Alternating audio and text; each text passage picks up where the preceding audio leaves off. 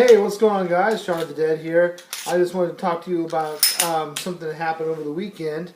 We had a little bit of ice down here in Texas. I'm sure you've probably seen it on the news. I wanted to talk to you in regards to the zombie apocalypse, and I wanted to refer to the ice specifically. The ice itself lasted about 2.5 days. That actually shut things down. By midday on Friday, most everything had shut down as far as like regular businesses and stuff. People were going into the grocery stores, getting all the stuff that they needed to last for the weekend, and they were doing all that jazz. And so here they are going and gathering up food and water and whatever else they decided they needed for this ice storm. And sorry, I have to chuckle whenever I hear it because it's like that's much ice. You know, I mean, that's not a whole heck of a lot of ice. An inch or two of ice isn't that big of a deal. And I grew up driving on that kind of stuff, so to me it was kind of a nothing thing, really. So here's everyone freaking the frack out. Oh no, ice! It's just ice, you know. Most of the roads are pretty flat for the most part around here, and the small hills that we do have, as long as you get a little bit of momentum, bam, you're fine, you're good, going up. Get that thing out of idle mode and push the gas down a little bit, and you can get up that hill without a problem. But the main thing I wanted to discuss was the issue that most people said was they had cabin fever. Cabin freaking fever. Can you believe that? Cabin frackin' fever. Well, I'll tell you what. Here's my issue with cabin fever. 2 days in, people are whining because they can't go to their favorite food place. They can't go do something. I was pissed because I couldn't go to the movies, and I drove all the way over there for like a 10:30 showing of a movie, and they're like, closed because of inclement weather. And I was like, seriously? And there's like cars in the parking lot, lights were on inside the building, there was some kids sliding around on the ice, and I was like, seriously, guys?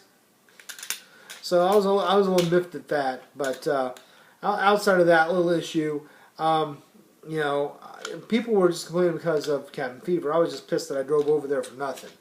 You know, it wasn't like when I pulled up, the lights were off. I literally had to walk up to the door, and they had this little bitty sign like this that said, "Closed due to inclement weather. Sorry for the inconvenience." And I'm like, what? Are you kidding me? I got to walk all the way up here from parking out in the middle of the fracking parking lot. To see this stupid little sign that happens to be, you know, on the door of a lit up building. And I was like, pfft. Now, the main reason I'm making this video is because of that whole cabin fever thing. People were just freaking out over 2 days of being locked up inside. Well, imagine if you're stuck for a week, 2 weeks, a month. You know, what's your morale going to be? What's your cabin fever situation going to look like then? Whenever you're freaking the frack out, you're like, oh no, and okay, we'll just throw off the, this is what we're gonna do. Forget the temperature. It's not freezing outside. The temperature is perfect. You're comfortable all day. You're comfortable all night. Everything is absolutely the way you want it, temperature-wise. You just don't have any power. So that means no white noise, no TV, no internet, no electronics of any kind for entertainment, whether it be video games or iPads or anything. No artificial lights unless you have a flashlight or candles to even read a book by. Okay? So, you know, you literally have to live, you know, a lot more primitive, I guess, would be the best way to put it. So now you're living a primitive lifestyle. Well, here you go. Let's live this primitive lifestyle. Let's see what happens. You're out there. You hear scratches, moans, pounding on doors, stomping around. And you're hearing crap. Zombies hear you because you're snoring and whatnot. What's that going to do to your mind and your cabin fever then? if you're spending days, weeks, not leaving your house. Not because it's cold, not because you're snowed in, but because if you go outside, you're going to get bit. You're going to be attacked. You're going to be eaten alive. You know, that's a little bit more scary now, isn't it? Like, that changes the whole ballpark. 2 days with streaming your movies, you know, food in your pantry. You know, it just might not be what you want, but it's what you have. And I'm the kind of guy, I have my emergency food for disasters, and I have, you know, beverages and stuff. But outside of that, I don't really keep a lot of food in the house.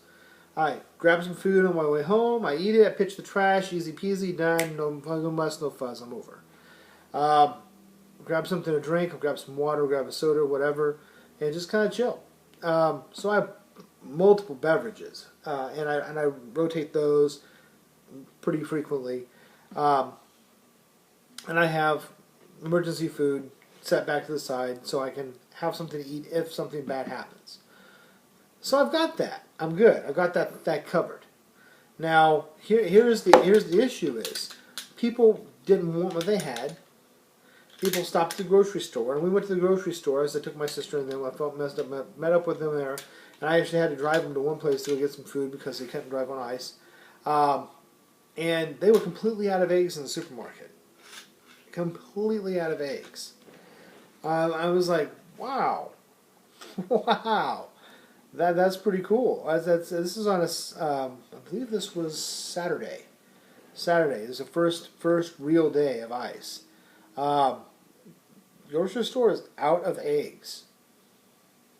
I'm pretty impressed. They say a grocery store has 3 days worth of food to service their service area unless they're restocked. Well, if everyone's going, I don't know what I'm going to be doing for the next few days, and they decide to go in there and grab more than their average groceries, you might as well cut that in half or to a third, obviously. Overnight, they're out of eggs. Just that quick. People are going to go in there and grab everything that they think that they need right now. So I thought that was pretty interesting. I was like, okay, that's cool. That's good information for you to know in a zombie apocalypse of what's going to happen and how fast it's going to happen. It's going to happen quick. Right now, right away, immediately. Secondary thing, people can't handle being inside for very long. So even if they have food and supplies, people are going to be going fracking stark crazy and mad. They're going to be going stir crazy, and they're going to be sticking their heads out.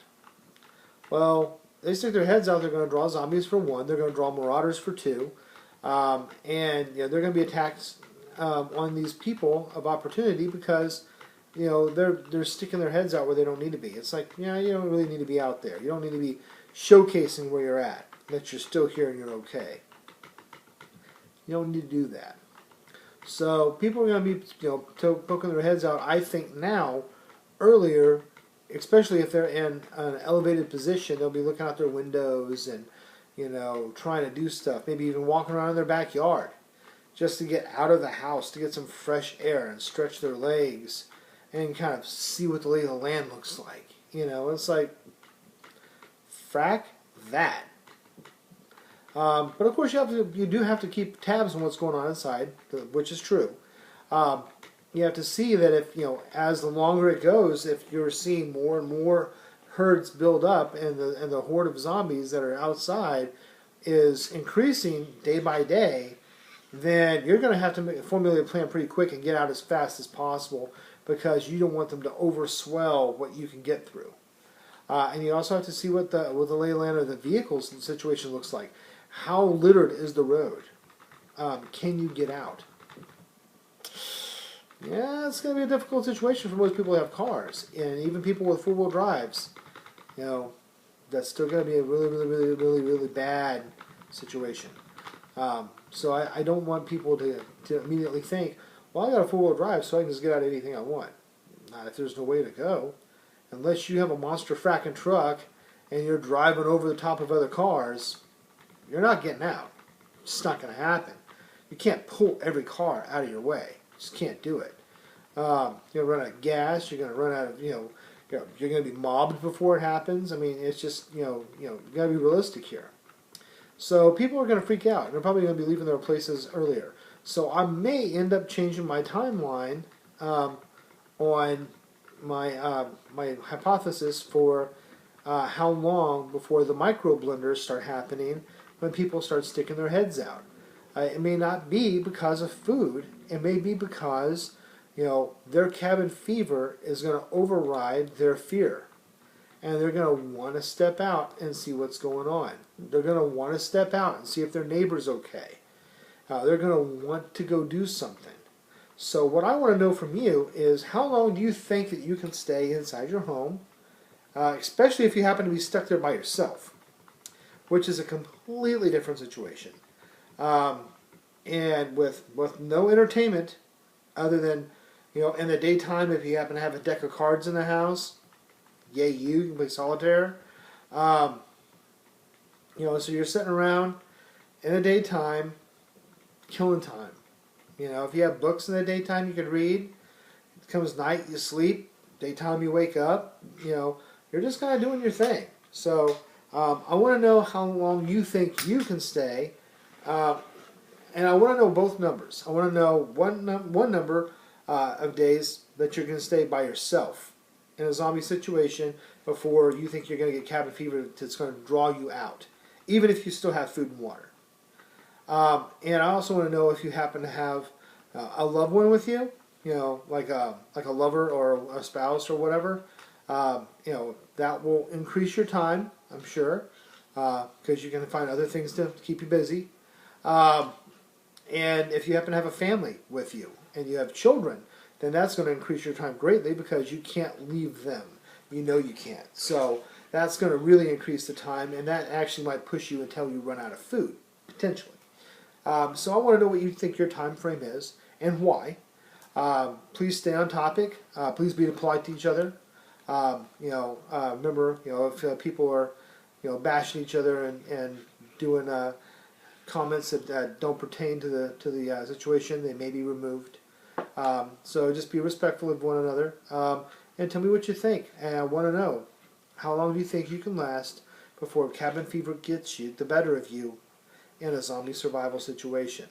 When will you freak out and say, I gotta get out of here? I can't be in this house or this apartment another minute. How quick do you need to leave? How fast?